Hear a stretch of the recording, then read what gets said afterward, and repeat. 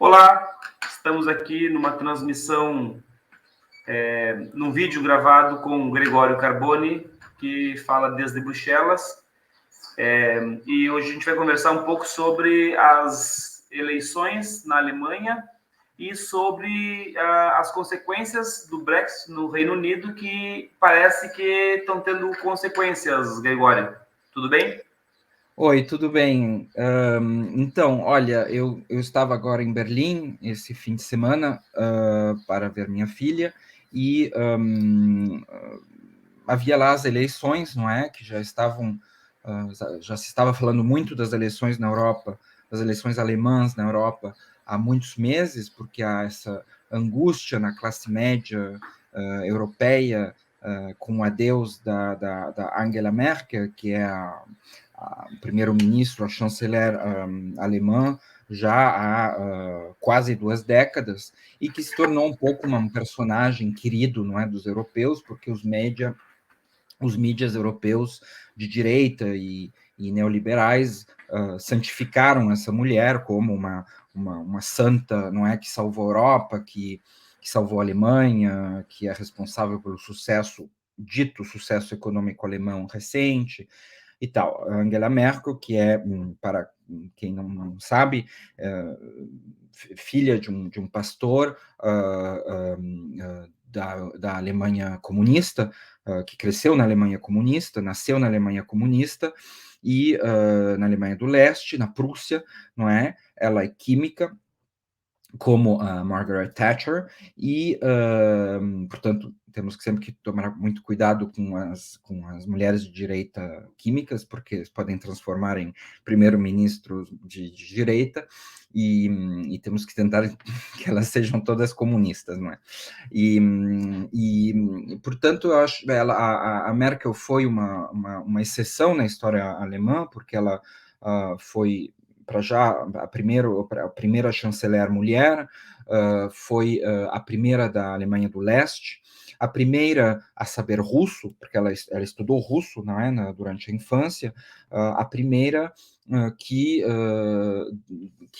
representou um bocado assim a unidade da Alemanha pós caída do muro, e que foi uma expressão, não é, também da ótima preparação científica e do rigor cultural da Alemanha do Leste, que se prestou muito bem, já desde jovem, deu seus serviços à direita e ao capitalismo alemão, sendo desde muito cedo, ela já, quando estava na Alemanha do Leste, ela era uma burocrate, não é? Burocrate do sistema, e desde logo que se unificaram as duas Alemanhas, ela entrou a fazer parte da CDU, que é o Partido Cristão Demócrata, que é o maior partido da Alemanha, e ela foi um braço direito, digamos, do Helmut Kohl, que foi o chanceler alemão da fase dos anos 90 e da unificação alemã. Ela se torna primeiro-ministro, digamos, quase 20 anos atrás, e entra numa fase muito positiva para a Alemanha, porque a Alemanha tinha conseguido sua estratégia, não é, de unificação monetária, fazendo passar a unificação monetária europeia como um peso para a Alemanha. O jogo foi fazer crer que isto era um sacrifício do povo alemão, então, que tinha essa moeda forte, incrível, que era o Deutsche Mark, o marco alemão, e que eles cediam, não é, com muita generosidade, essa grande moeda para entrar no euro, quase como assim, uma bondade, não é, do capitalismo alemão para criar um euro estável e forte. Na realidade, foi a maior jogada estratégica recente da economia alemã, porque isto permitiu à Alemanha ter uma moeda, o marco alemão, em toda a União Europeia, impedir, sobretudo, que a Itália, que era seu maior concorrente a nível industrial, ainda é na Europa, pudesse continuar a sua política de baixar, não é, baixar o valor da moeda para aumentar as exportações, como faz o fazem os Estados Unidos e o Japão.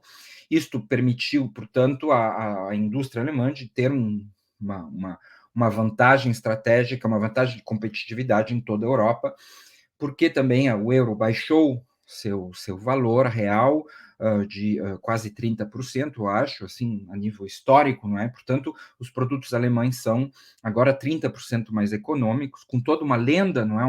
Uma mística, uma mitologia baseada em nada ao redor dos produtos alemães, como sendo os melhores. Portanto, uma melhor BMW que vale 30% menos, obviamente tem uma competitividade maior em relação a um carro francês ou alemão, enfim, assim em diante. Isto produziu um excedente comercial alemão sem precedentes na história, excedente comercial que é proibido na União Europeia. A União Europeia proíbe um excedente comercial tão elevado, um superávit primário que deve normalmente, por decretos da União Europeia, ser redistribuído na Europa, coisa que a Alemanha nunca fez, não é? Ela nunca foi sancionada por isso, ela foi extremamente, o que aqui se chama, não é, a formiguinha.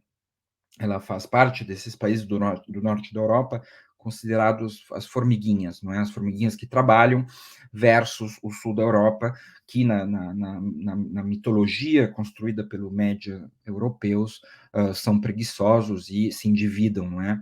Então, essa lenda, um pouco, permitiu, e uma lenda que tem um caráter real, no sentido que a Alemanha é um país extremamente... como é que eu vou dizer isso de forma elegante, pão duro, não é? Pão duro com si própria e com o resto da Europa, que economiza muito, gasta pouco, inclusive em seu mercado interno, a população gasta pouco, também porque é um país que estabeleceu, neste grande sucesso econômico, nessa vantagem ligada ao Deutsche Mark, ela também deixou os salários muito baixos. A Alemanha, como a Itália, necessitam de salários baixos para continuar suas atividades produtivas, os sindicatos sob controle quase total, não é? A nível ideológico, uma situação de quase pleno emprego, mas com salários muito baixos, com esquemas salariais bizarros, como os mini-jobs, que são salários baixíssimos, não é? Que o governo um pouco complementa, enfim, e uma população, sobretudo em Berlim, muito dependente das ajudas sociais para deixar como um lumpen, não é? Que permanece, digamos, agarrado às ajudas sociais dos governos capitalistas, para que não haja politização da classe operária, e uma classe operária muito comprometida através de seus sindicatos, assim, mais à direita, com o capitalismo alemão, e um consenso muito grande, graças também à enorme propaganda anticomunista, antissocialista, antimarxista, que governa totalmente a Alemanha sem quase nenhuma contrapartida. E essa estrutura permitiu, portanto, à Alemanha, salários baixos, um Deutschmark um euro que esconde um Deutschmark muito baixo, permitiu um sucesso econômico, um superávit primário muito elevado, e uma Alemanha que simplesmente se tornou na líder indiscutível da União Europeia, né? Líder industrial, econômica, e que começou, nos últimos 20 anos, a determinar todas as decisões assim mais importantes na União Europeia em termos econômicos, sociais, políticos, enfim. E a Angela Merkel foi um pouco assim vista como a representante, não é? Em toda a mitologia meio babaca, não é, dos médias europeus, que contam, não é, que é a Merkel a responsável por tudo isso. Na realidade, isto tudo foi determinação das necessidades, assim, das necessidades do capitalismo alemão, que não tem espaço mais para que seja de outra forma, não é? Não há mais espaço, como eu expliquei da última vez, para a França e a Itália como potências industriais dentro da União Europeia. A Alemanha tem essa tendência, não é, a invadir todo o espaço disponível na Europa, porque ela tem uma capacidade industrial muito grande, ela está, digamos, pressionando muito a França está cada vez mais esmagada, não é, pela economia alemã, a Itália também, apesar de ser o segundo, digamos, aparato produtivo europeu em termos industriais, mas muito interligado com a Alemanha, sobretudo o norte da Itália.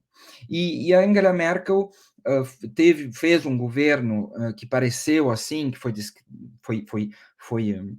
descrito pelos médias europeus como extremamente, não é, equilibrado, centrista, não é, muito humano, apesar de conservador, recebeu os refugiados da Síria com muita generosidade, blá blá blá e tal. Esquecendo, claro, né, que ela foi a grande responsável, ela representou os interesses dos bancos alemães, destruindo de facto a Grécia, não é, alguns anos atrás, talvez vocês lembrem, não é, do desastre que foi a Troika, a dita Troika na Grécia, em Portugal, na Espanha, tiveram consequências terríveis a nível socioeconômico, na Grécia, com crianças que morreram de malnutrição, enfim. É uma mulher que se prestou totalmente, corpo e alma, aos interesses do capital alemão, uma mulher que foi violenta socialmente, foi violentíssima contra a classe operária alemã, foi violentíssima contra qualquer assim qualquer movimento à esquerda, não é? E perpetrou, digamos, a grande narrativa anticomunista que é totalmente que domina todo o aparato mediático alemão. Ela, portanto, terminou seu mandato agora, não é? E com uma enorme propaganda europeia, uma certa preocupação, não é, da União Europeia pelo adeus a Angela Merkel, quase como se nessa visão muito ingênua, né, quase como se os destinos da União Europeia estivessem determinados por ela, e agora, dizem eles, pelo seu grande amigo Mario Draghi, o presidente do Conselho Italiano, ex-presidente da Banca Central Europeia, e pelo Macron. Claramente não é assim que funciona, não é a União Europeia, determinada sobretudo por tendências, pelas necessidades do capitalismo europeu e por, sobretudo, alguns capitalismos. Bem, Gregório, sim. Essa atual crise sanitária do Covid-19 teve vai ter alguma influência nas eleições desse ano? A Alemanha chega a sofrer alguma consequência em função da consequência econômica, eu digo, em função da Covid?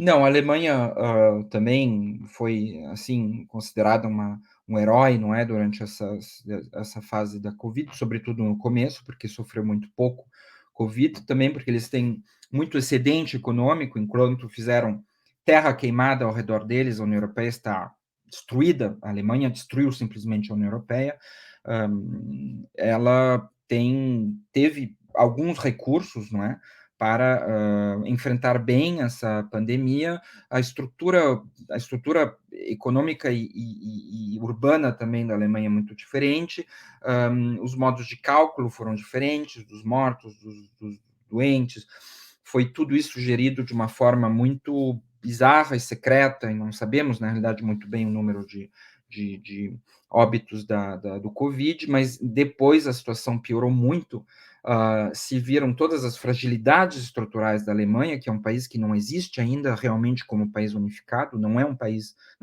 na realidade, é um conjunto de estados federais extremamente autônomos, alguns dos quais gostariam muito de sair da Alemanha, como a Bavária, de forma muito séria. A CDU, por exemplo, é um partido que sempre tem que estar associado à CSU, que é o partido de direita, muito de direita bavarês, da Bavária, e, portanto, a Alemanha mostrou seus limites, porque, por exemplo, havia N políticas sanitárias em função dos Länders, havia N vozes em relação às restrições, e havia confusão em relação às políticas, não é, que tinham que ser feitas, não havia coordenação, foi muito complexo e mostrou a qual ponto a Alemanha, em situações complexas como essa, está muito desunida.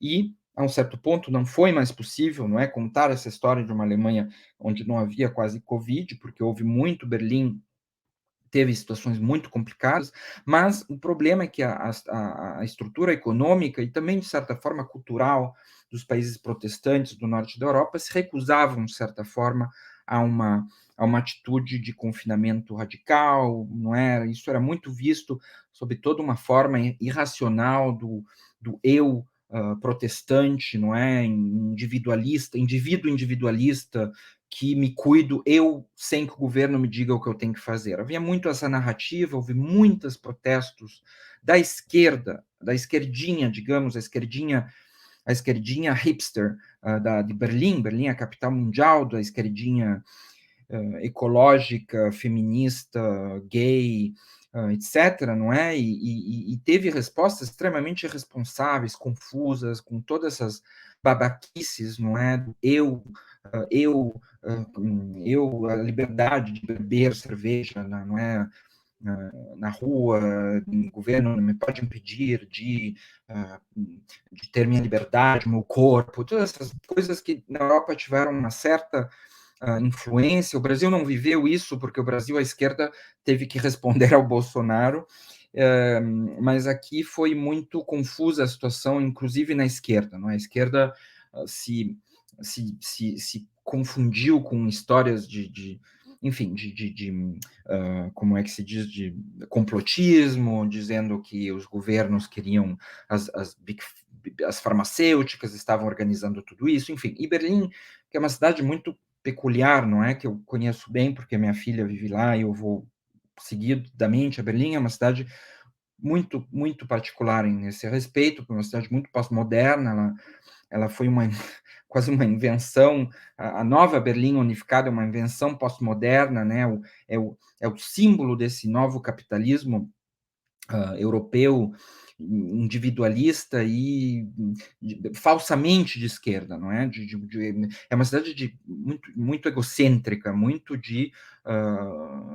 enfim, uma população extremamente que se diz muito de esquerda, não é? Mas que depois é muito pouco politizada e no qual o trabalho e a questão da classe operária é muito pouco central, não é?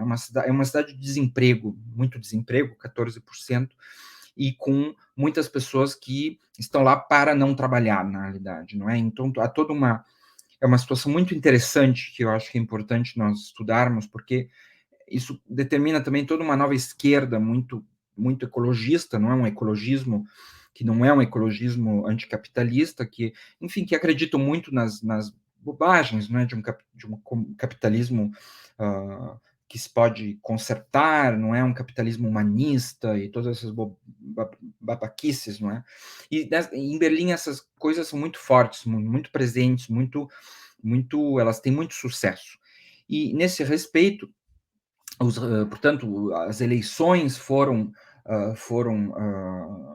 muito importantes, foram consideradas entre as eleições mais importantes das últimas, após guerra, porque foi depois do Covid, não é? Foi depois do Covid e também foi depois desse reinado da Merkel. Todos estavam à espera, sobretudo os banqueiros, não é, que fosse essa nova heroína da política alemã, que era a líder do Partido Verde. Todas as sondagens e todos os médias empurravam muito para que fosse ela a nova presidente, a nova chanceler alemã. Por vários motivos, não é? Ela era uma cara muito jovem, ela tem a minha idade, ela é bonita, ela é moderna, ela é ecologista, não é? E ela representaria, assim, essa nova revolução verde alemã, não é? Essa Alemanha ecologista, moderna, etc.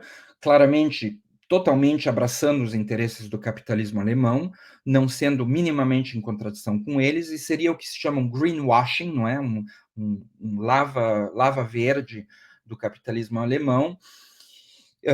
E a surpresa surpresa muito interessante foi que ela passou de ser primeira nas sondagens a terceira, e quem avançou muito rapidamente foi o líder do SPD, do Partido Social Democrata, que é um partido claramente corrupto, não é, de um ponto de vista político, porque é um partido que apoia profundamente os interesses do capital alemão, mas que, na visão alemã, de uma certa classe média alemã e de uma certa classe operária também, é um partido ainda visto como sendo mais ou menos de esquerda, ou de esquerdinha, pelo menos. Ele participou de todos os governos da Merkel. E volto, portanto, à tua pergunta sobre a pandemia. Por quê? Porque o seu líder foi o ministro da economia da Merkel. E ele fez algo que na Alemanha há muitos anos não se fazia mais. A Alemanha sempre representou o país que disse a todos os países: vocês têm que apertar a cintura, e a Alemanha promoveu políticas recessivas e pôs a Europa toda em recessão. Por motivos complexos, por motivos ligados ao sistema bancário alemão, que estava à beira do colapso, ainda está, é um sistema bancário muito fragmentado e com grandes problemas. O Deutsche Bank é um morto que caminha, não é? E a Alemanha necessitava de uma política recessiva para que os outros países comprem produtos alemães, mas que os outros países também não se desenvolvam mais, não é? Porque o capitalismo alemão tende a querer políticas deflacionistas, assim, contra a inflação, né? E porque isso faz perder, obviamente, valor a seus bens, criando uma situação de morte relativa de suas economias e indústrias periféricas, porque claramente se deprime uma economia, principalmente a própria indústria que se deprime, não é? Os grandes vencedores desses 20 anos de políticas violentissimamente recessivas alemães e do norte da Europa foi a Alemanha e a Holanda e o norte da Europa que venceram essa guerra, não é? Bem, o que acontece com essa pandemia? Durante essa pandemia se percebe que a Europa ia colapsar, não é? Colapsar por quê? Porque a Itália, que foi o país mais atingido no começo, viveu 20 anos, e na realidade 30 anos de recessão permanente. E, sobretudo, nessa guerra entre Alemanha, França e Itália para ter um espaço dentro da União Europeia, a Itália foi posta de lado, não é? E perdeu 20, 25 ou mais por cento de seu PIB real, perdeu um quarto de seu aparato produtivo, enfim, um desastre sem precedentes. E com a pandemia se percebeu que isto ia ir seriamente água abaixo, não é? E o que acontece? Que o primeiro-ministro italiano, não se sabe muito bem em quais termos, mas essencialmente diz à Alemanha e aos holandeses que não querem mais dívida, não é? E querem mais recessão, mesmo na situação dramática que vive a Itália. Eles diziam: não vamos criar mais dívida, não vamos aceitar que a Itália faça mais dívidas. Porque a Itália, os países necessitam a aprovação dos outros na União Europeia para fazer mais gasto, não é? E o que acontece? O Conte, que era o presidente do conselho da época, do Movimento 5 Estrelas, essencialmente diz de uma forma mais ou menos clara e violenta, inclusive, houve uma grande batalha interna, diz: se vocês não aceitarem que um plano de relanço econômico imediato, rápido e forte, nós vamos começar a sair da União Europeia. Né? E se a Itália sai da União Europeia, é o fim da União Europeia e o fim da Alemanha, sobretudo em termos econômicos. Bem, o ministro da Economia alemão interpreta isto e garante, de certa forma, a Alemanha garante, um gesto histórico sem precedentes, o plano de relanço da União Europeia. E ele garante, como última garantia, não é?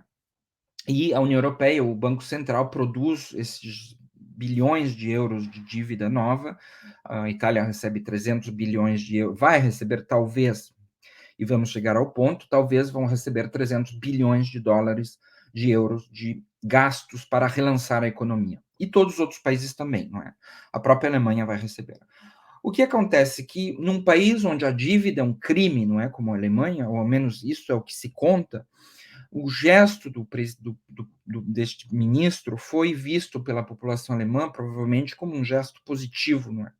Porque a população alemã também está em uma situação muito complicada, apesar desse boom econômico relativo. A população alemã, basta ir a Berlim para ver a quantidade imensa de sem-tetos, de sem casa, de drogados, de pessoas que fumam crack no metrô, na frente das crianças, enfim, uma situação social terrível, num país que é o país mais rico da Europa, né? Portanto, alguma coisa que não está funcionando, e é a política dos salários baixos, né?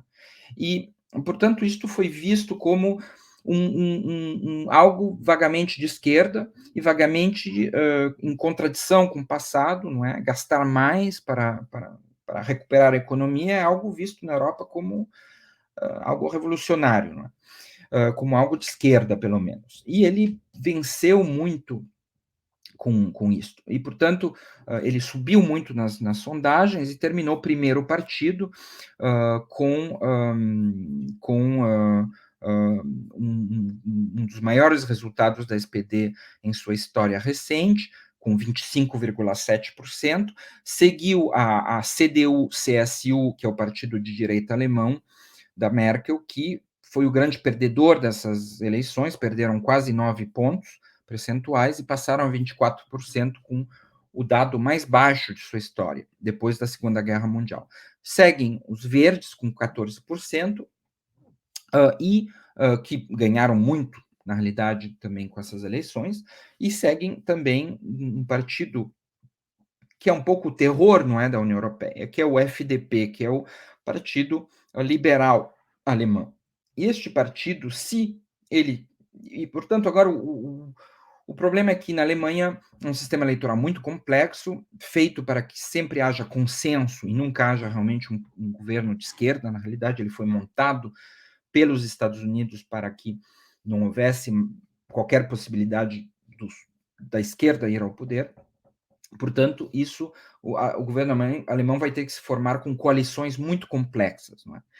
E ainda mais com esse voto muito fragmentado. Portanto, o SPD vai ter que fazer alianças, talvez com os verdes, e muito provavelmente com esses liberais, que são o partido da recessão. Esse é o partido do vamos economizar, vamos cortar os gastos, vamos, enfim, a fechar o cinto, não é? A cerrar o cinto, e vamos bloquear eventualmente as ajudas aos países que sofreram com a pandemia, que por enquanto estão tendo taxas de crescimento muito elevadas, como a Itália, que vai crescer 6% este ano.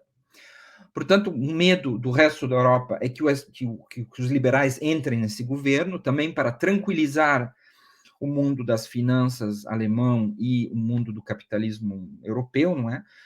O que criaria uma contradição, não é, interna neste governo, com políticas recessivas em contradição com políticas ditas expansivas, que ainda temos que ver se são expansivas. Bem, e o Linke, que é digamos, um pseudo-partido de esquerda, Linke quer dizer esquerda em alemão, é um resíduo muito light dos ex-comunistas da extrema esquerda alemã. Eles não se dizem comunistas, não há símbolos comunistas, é uma esquerda bem comportada, uma esquerda que tem seus, assim, muitos eleitos locais, sobretudo em Berlim, e eles foram eles que perderam mais votos. E a extrema-direita do AfD, que é alternativa para a Alemanha, partido neonazi, chegou no quinto lugar, com quase 11% de votos, 10,3% na realidade na Alemanha. O que é interessante nesses votos? Eu acho que é interessante, sempre temos que olhar. Eu sou urbanista e convido todos a olharem os resultados sempre de um ponto de vista geográfico. Eu sabia muito antes que saíssem os resultados como ia ser a cor, não é, do mapa alemão. E eu disse aos camaradas: vocês vão ver que as grandes cidades vão ser verdes, ecologistas, não é? O leste, a ex-Alemanha do leste, a ex-Prússia, que está abandonada a si mesma, não é? é uma região que foi colonizada, na realidade, pela Alemanha do Oeste, a Alemanha capitalista. A Alemanha capitalista invadiu, de certa forma, comprou, comeu o leste. Não é? E o leste está totalmente, enfim, é uma região que recebeu dinheiro para se reconstruir, mas que enfim, perdeu o seu passado, não é? Perdeu o seu passado antifascista, perdeu o seu passado socialista, perdeu sua escola, perdeu seu sistema universitário, perdeu tudo. E foi cooptado pela Alemanha do Leste, e em vez de... E a classe operária do leste, enraivada, vota extrema-direita. Então, o AfD, o partido de extrema-direita, tem sua maioria, venceu, é o maior partido em muitas das regiões eleitorais do leste, o que é terrivelmente grave, não é? E o resto da Alemanha, no sul industrial rico da Bavária, é a direita, não é? A CDU, CSU que ganhou, e o resto é da Ruhr, não é? A famosa Ruhr, todas as grandes regiões industriais alemãs, o SPD venceu com mais força. E também um bocado da Alemanha do Leste, da Prússia, não é? E o Link não tem agora um pouco de representação ainda no leste, é ainda visto como um resíduo do passado, mas cada vez menos, não é? Porque eles gostam muito de participar aos governos, como o nosso PT, e, portanto, são vistos como colaboradores de classe cada vez mais. Bom, então, os resultados foram esses, e o que é muito interessante são as cidades, não é? As cidades são cada vez mais lugares de uma classe média despreocupada com a classe operária, obsessionada com questões de gênero, obsessionada com questões sexuais, obsessionada com o eu supremo, não é? Eu, minha cor, minhas tendências sexuais, E é muito interessante a campanha eleitoral dos Verdes, porque era toda uma panoplia estética de fetiches, não é? Do eu supremo, classe média mais precária, não é? Uma classe média precária, sem perspectivas profissionais ou criativos, em sua vidinha, não é? Muito agradável, de bicicleta, enfim, e tudo isso é uma tendência que está realmente ocupando muito as cidades europeias e que está destacando, que está separando as cidades europeias de qualquer destino socialista, porque ela está cada vez mais despreocupada e longínqua do que eu chamo como é que se diz em português, a arrière-scène, a parte traseira, não é, do teatro, não é, o que está atrás da cena teatral, que é o campo, e que é a província, sobretudo, uma província ainda industrial, sobretudo na Alemanha, fortemente industrial, agrícola, que está totalmente assustada, não é? Assustada, e isto vale para toda a Europa, na realidade. Os gilets amarelos na França são isso. É a grande França vazia, não é? Mas que vazia não é, são milhares de cidades, aldeias, províncias, é todo um... É 90% do país, não é? Que não está mais representado nos mídias, nos filmes, na literatura, nas lutas políticas, nas representações ideológicas do país, e que está abandonada. E uma cidade cada vez mais assim separada de qualquer relação com o destino do país, como se fossem corpos autônomos e, enfim, separados do resto dos destinos do país. Bem, e os ecologistas representam isso. E os ecologistas, eu tenho certeza, daqui a uma década, ou mais ou menos, vão ser os próximos, vão ser eles, os verdes, que vão representar o capitalismo, os interesses do capital, porque aos poucos, eu acho, a direita tradicional vai desaparecer, não é?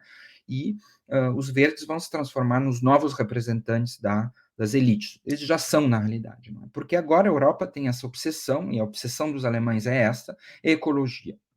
E isso é muito preocupante, porque ecologia não pode ser a nossa preocupação principal.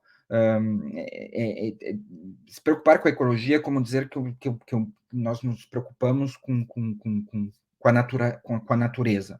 E isso significa, se preocupar com a natureza é ser comunista, na realidade, porque a natureza não tem, não há solução para o planeta fora do comunismo, não é? Só o comunismo vai permitir salvar esse planeta de sua autodestruição definitiva. Portanto, os alemães, como grande parte da Europa, está num sonho totalmente psiquedélico sobre a ecologia, acreditando seriamente que votando verdes e reciclando um pouco de papel e de plástica quando leva o lixo, ou comprando carros elétricos, essa loucura do carro elétrico, não é, que levou inclusive ao golpe da Bolívia por causa do lítio. Eles acham que isso vai resolver todos os nossos problemas e vamos baixar esse grau e meio de temperatura, enfim, e toda essa angústia é uma angústia muito egocêntrica, muito realmente esquizofrênica, porque claramente não leva em conta a impossibilidade de reformar o capitalismo em forma ecológica. A ecologia, o primeiro grande teorizador da questão da natureza é o Marx, não é? Ele que fala da destruição potencial do planeta pelo capital. Pronto. Portanto, isso foi a Alemanha e isto é a situação atual.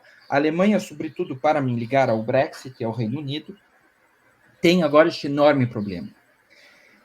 A Alemanha é um país que, na Itália, se alguns geopolíticos, dos quais eu gosto muito, que não são de esquerda, mas que são muito inteligentes, dizem que o desejo profundo da Alemanha atual é ser uma grande Suíça, não é? Eles não têm, a Alemanha não tem mais espaço. Os Estados Unidos, quando invadiram a Europa, não permitiram mais que a Alemanha crescesse geopoliticamente. A Alemanha não tem outra perspectiva que crescer economicamente. Ela não pode se tornar efetivamente o líder político da União Europeia. Ela tem que avançar escondida, ela tem que avançar atrás da França, atrás do Parlamento Europeu, atrás de Bruxelas, da NATO, etc. Ela não pode mostrar aos Estados Unidos de estar num processo de crescimento autônomo e imperialista. Portanto, ela tem que fazer as coisas de forma muito contraditória, muito pacata, muito fracionada. Né? E a Alemanha agora tem esse enorme problema. Ela tem 3 grandes problemas. Um é a ecologia, não é? Porque a Alemanha depende economicamente de suas exportações industriais, mecânicas. É um problema que tem a Alemanha e o norte da Itália. Eles vão ter que reconverter de uma forma ou de outra a sua indústria, que é a maioria da exportação europeia. Não é? Isso vai ser muito complexo e muito perigoso. Por quê? Porque um BMW ou uma Ferrari necessitam milhares de engenheiros para produzir um motor, é muito complexo, e é um know-how que não se pode inventar do nada. Não é? Não foi por acaso que os soviéticos, que enviavam satélites para o espaço, tiveram que pedir para a Fiat desenvolver seus carros, porque eles não tinham know-how para inventar, para criar a Lada. Não é? E o problema é que os carros elétricos não é assim. O carro elétrico é muito simples de fazer, muito simples de montar, é quase um computador que se monta, não é, por pedaços separados. E isso é muito arriscado para a Alemanha, para a Itália, perder este domínio, e para a França, relativamente, também perder esse monopólio, digamos, relativo em alguns setores econômicos. Isto é o primeiro ponto. Então, o segundo ponto é a China, porque a Alemanha e a Itália também não podem romper totalmente com a China. Elas dependem demais da China em termos econômicos, de exportação e na sua cadeia de valor. Não é? O problema é que os Estados Unidos, que são os verdadeiros donos da União Europeia, são eles que comandam aqui. Quando os Estados Unidos dizem é assim, tem que ser assim. E eles já disseram claramente que vamos ter que ir à guerra com a China, não é? De uma forma ou de outra. E, portanto, a Alemanha vai ter que já está assim fazendo movimentos muito tímidos, não é? Dizer que não temos que brigar com a China, etc. e tal. E o terceiro problema, que é ligado ao segundo, é a Rússia, não é? A Alemanha tem seus destinos ligados à Rússia desde sempre e vice-versa, e ela não pode ainda menos do que com a China, romper com a Rússia, porque ela depende em termos de energia da Rússia. E é muito interessante essa ruptura que houve entre o que mandou o dono americano e o que fez o submisso alemão, não é? Que foi, os Estados Unidos disseram que era para interromper o Nord Stream, que é essa pipeline, esse tubo, não é? Esse enorme tubo de gás natural que vai da Rússia diretamente para a Alemanha. Obviamente isso era impossível de fazer, não é? O projeto já estava quase terminado. E a Alemanha disse, não vamos fazer isso, e não fez. Mas isso é algo que se paga. E a Alemanha está entrando numa fase complicada, onde ela vai ter que começar a dizer muitas vezes que não aos Estados Unidos. Mas ela não tem margem para fazer isso. A Alemanha não é autorizada a dizer não aos Estados Unidos. Ela vai ter que conceder muitas coisas e não se sabe o que ela vai ter que conceder. E isso também é ligado ao Brexit e ao programa que fizemos a última vez, não é? O Global Britain e a todas essas questões, porque o Brexit foi também ligado a esse elefante na loja de cristalaria de porcelanas, que é a Alemanha, não é? E o Reino Unido teve que se retirar para poder se emancipar em termos imperialistas. Não é? E ele está agora começando a fazer isso com o Global Britain, com a guerra contra a China, está a se tornar o cachorrinho de companhia oficial dos Estados Unidos, né? Ele vai se tornar o chihuahua oficial dos Estados Unidos, e o problema é que a saída da União Europeia e, ao mesmo tempo, a gestão da pandemia, e o fato que o Reino Unido é uma ilha, essas coisas geográficas são importantes, criou um curto-circuito no Reino Unido muito interessante, que é que não há mais mão de obra, não é? Faltam 2 milhões de trabalhadores. Por quê? Porque muitos foram embora durante a pandemia, voltaram para a Romania, para a Polônia, enfim, para a União Europeia, etc. E outros não podem mais emigrar, porque o Brexit, o motivo principal do Brexit foi proibir imigração. Não é? Portanto, há uma falta de mão de obra crônica, sobretudo caminhoneiros, mas não só. E há uma quebra também de toda a cadeia produtiva internacional por causa dos problemas do canal de Suez, por causa da pandemia também, está tudo desreglado, não é? Então, por exemplo, há uma falta de chips de semicondutores que estão bloqueando a indústria automobilística europeia, mas a falta de produtos também, não é? Que estão parando inteiros setores na Europa e não só. E o Reino Unido está numa situação extremamente complexa, com falta de gasolina e falta de produtos no supermercado, falta de produtos em muitos restaurantes, não é? No McDonald's foi o caso mais conhecido, onde falta toda uma série de produtos dos menus desapareceram, porque não há mais como refornecer os restaurantes. Portanto, agora o Reino Unido está numa situação no qual está vendo que vão ter que pagar caro essa decisão, como todas as decisões, não é, de avanço imperialista, são decisões que doem, não é, que fazem mal, e a população paga essas decisões, e é o preço a pagar para que a elite desses países avance em seus desejos imperialistas. E o Reino Unido agora a população está começando a pagar, e eu creio que nos próximos anos vai ser o Labour, o partido, o SPD inglês, não é, o grande partido laborista inglês, que vai aproveitar dessa situação com seu novo secretário-diretor, que é o Keir Starmer, que é um verdadeiro, assim, um personagem horrível, porque ele simplesmente fez uma limpeza geral no Labour, uma limpeza que foi algo assim digno das épocas do Stalin, não é? Ele mandou embora toda a esquerda interna do partido, incluído o grande cineasta Ken Loach, acusando todos os militantes de esquerda de serem antissemitas porque eles criticavam Israel. é um cara, assim, um escroto, não é? Muito bem investido, muito elegante, que quer, na realidade, substituir os conservadores na gestão do projeto imperialista inglês. Mais ou menos como fez o Blair alguns anos atrás, não é? E, portanto, eu acho que vão ser eles os grandes vencedores desse futuro, não é? Assim, nos próximos anos, porque vão ter ainda que chegar lá. Mas, pronto. Gregório, já se percebe algum nível de tensão social no Reino Unido em função do desabastecimento? A classe trabalhadora se mobilizando? Não, que eu saiba, não. E o que é interessante é que em toda a Europa está tendo falta de mão de obra, não é?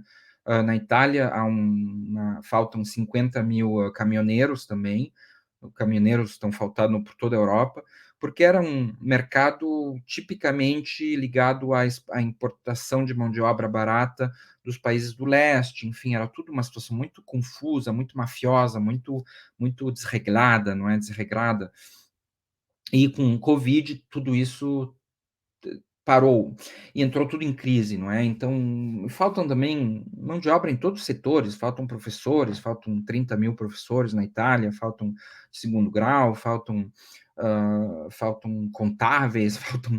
Por quê? Porque eu acho que o que estamos vendo é uma situação no qual essa tempestade perfeita, não é? Que foi a pandemia, que foi também a fase econômica, não é, que vivemos nas últimas décadas, que estava já em crise, não é, até nível político, já víamos que o neoliberalismo já não era mais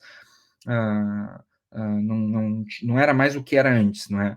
E tudo isso está entrando em crise. Foram décadas de descolarização, de imigração maciça, por exemplo, na Itália, de 500 mil pessoas que saem do país cada ano com doutoramento, pós-doc, masters, ou não, ou simplesmente trabalhadores normais que saem, mas na realidade por motivos não muito reais, não é? No sentido que norte da Itália há pleno emprego, em Bolonha 3% de desemprego, enfim, mas saem porque a União Europeia se transforma a tal ponto num mercado único, não é, de movimento de mercadorias e pessoas, que isso criou sonhos também, não é, de muitos jovens da classe média italiana com doutoramento vão para Londres, porque Londres é cool, ou para Berlim, não é, fazer de mentira que são artistas, e tudo isso desreglou a uma falta de programação econômica.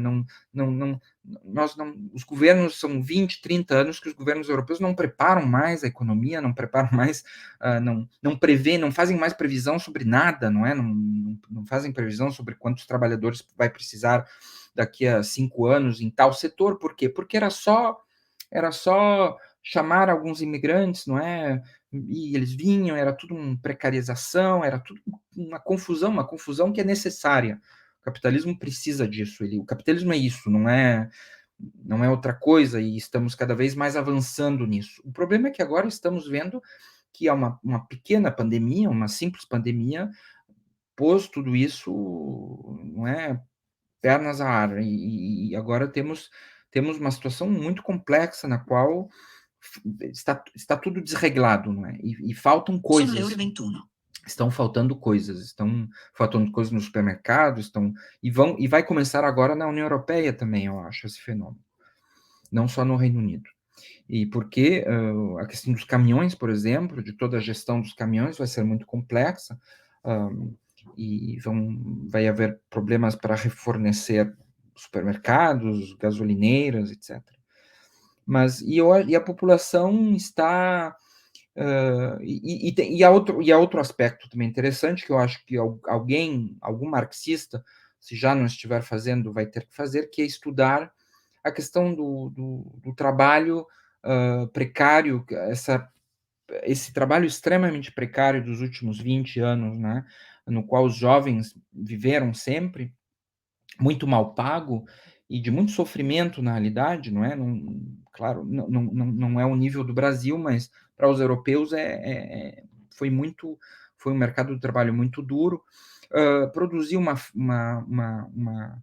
tendência cada vez maior, que é de não querer mais trabalhar, na realidade, não é? E com as ajudas econômicas dos 2 anos da pandemia, muitos decidiram não voltar mais ao trabalho, ou não trabalhar mais em setores tão precários, ou, enfim, há todo também uma coisa interessante sobre esse ponto de vista. Eu acho que agora na Itália eles estão tentando parar as ajudas, não é, do salário universal para os desempregados ou os que não têm direito ao desemprego, para obrigá-los a trabalhar.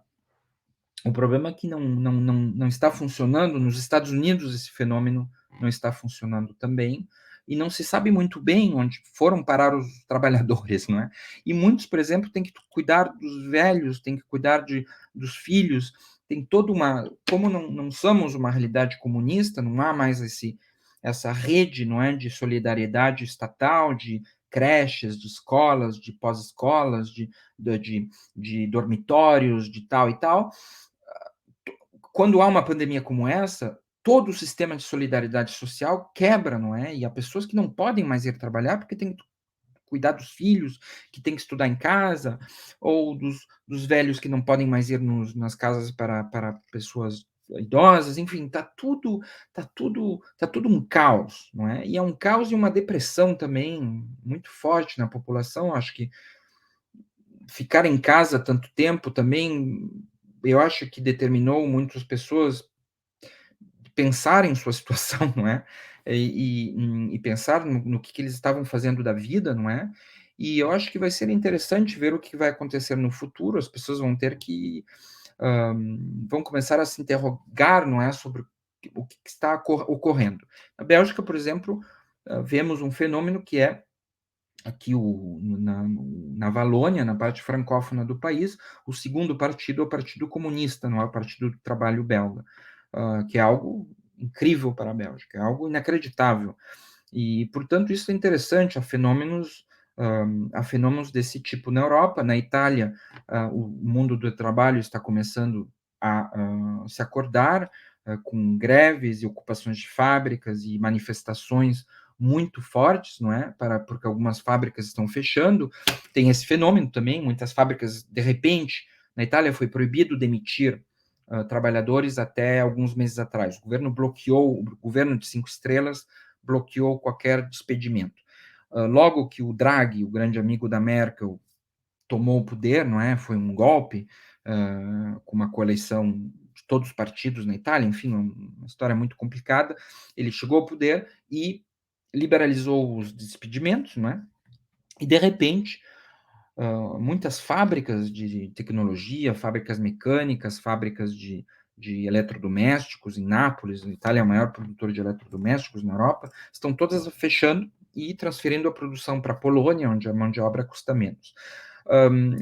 Portanto, a população agora está começando a ir às ruas, não é, a dizer: não vão fechar.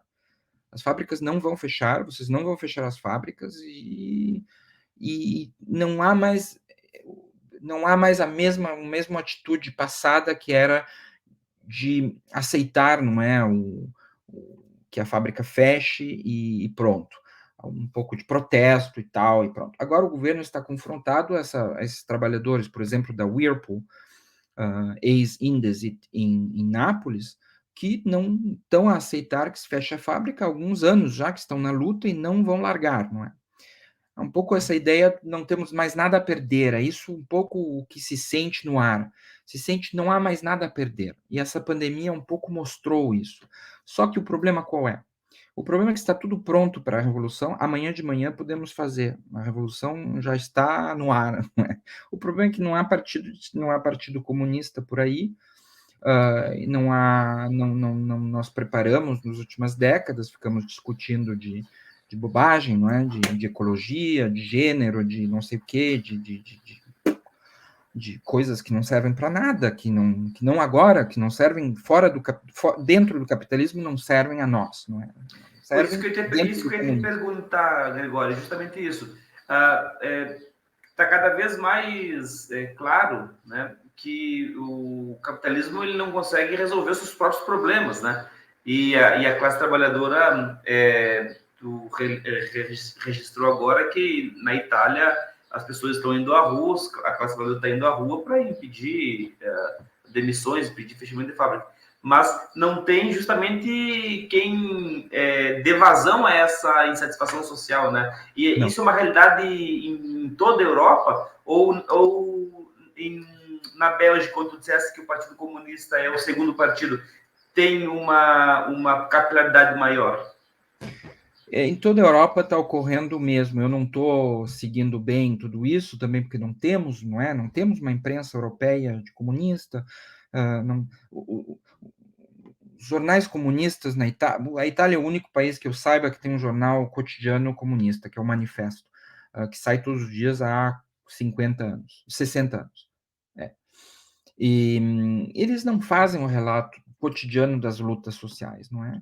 Eles ficam fazendo artigos sobre cultura, sobre exposições, sobre radicalismo na cultura, essas bobagens, fazendo análises políticas inúteis, que iguais às que fazem os jornais burgueses, mas um pouco mais à esquerda, não é? E a falar de coisas que claramente nos preocupam todos enquanto humanistas, não é? Imigração e coisas assim, mas imigração no sentido de termos peninha, não é, dos imigrantes, em vez de ver os imigrantes como trabalhadores que têm que lutar conosco e nós com eles, não é? E, portanto, eu não sei, eu acompanho essas lutas através da imprensa burguesa e da imprensa sindical na Itália, mas aqui na Bélgica nós não temos notícias, os jornais, o que caracteriza muito o norte da Europa é o consenso, não é? Os jornais do norte da Europa não falam dos problemas, eles só falam de coisas boas, positivas, de alguns probleminhas políticos e de quando perdem tênis e quantas medalhas nos Jogos Olímpicos e sempre há um consenso no norte da Europa que está tudo ótimo, não é? São países onde funciona tudo, todo mundo é perfeito, não há portanto os problemas ficam sempre por baixo, não é? E o PTB aqui na Bélgica, que é um partido ex-maoísta, é um lindo partido, mas de certa forma, está implícito que eles querem fazer a revolução com as eleições, não é? E não há, eles têm muito medo de se dizer comunistas, sumiram foice martelo dos símbolos, enfim. Mas todo mundo sabe que eles são comunistas, mas eles não dizem muito claramente. Portanto, não é ainda, enfim, não é ainda, eu não vejo ainda a possibilidade de algo revolucionário, porque o problema é que a classe operária, sim, não tem um grupo pan-europeu, inclusive, mas inclusive nos países realmente revolucionário, comunista, que faça também que compreenda o que está acontecendo, que faça rede, que nós deveríamos todos os dias saber o que está ocorrendo em termos de manifestações. O que custa, não é? Nós perdemos tanta energia a fazer 1000 atividades, não há um registro cotidiano das lutas, simplesmente uma lista, não é? Uma lista. Hoje há N manifestações, N greves e simplesmente isso, não é? É algo assim que me espanta que não haja. Nem os ótimos jornais sindicais na Itália, como Coletiva e Diário del Lavoro, Área, etc., eles não fazem isso, porque eles não estão numa perspectiva de luta e de vitória, não é? Luta ou vitória, mesmo que seja daqui a um século. Eles não estão preparando a revolução, não em palavras, mas nos fatos, não é? E preparar a revolução é com muita paciência, muita calma, muito cuidado, muita cultura, muito estudo e muita luta, é preparar a revolução, não é preparar as eleições. A revolução não está na ordem do dia, mas também não está se preparando, né? Então sim, quer dizer que não vai estar nunca na ordem do dia. Não vai estar nunca. E o elemento central é o mundo do trabalho, é o mundo operário. Ponto. E, portanto, se não termos isso claro, é muito difícil. E uma das coisas que me impressiona é isso, que eu não sei as lutas sociais que estão tendo agora na Bélgica, onde eu vivo. Eu não sei. E eu posso me informar, eu posso até fazer isso, não é? Mas o problema é que deveríamos tornar isso notícia, deveríamos tornar isso esperança, deveríamos tornar... as questões, a política, ela há um efeito de contaminação também, não é? Se uma pessoa, nós vemos agora em Florença esse grupo industrial de mecânica muito de precisão enfim, que fechou agora, e é uma pequena fábrica de alguns 100, 200 trabalhadores, muito especializados, mas não é assim, não é a Fiat, não é. Mas essa pequena fábrica e a média, grande fábrica em Nápoles se tornaram elementos polarizadores, não é?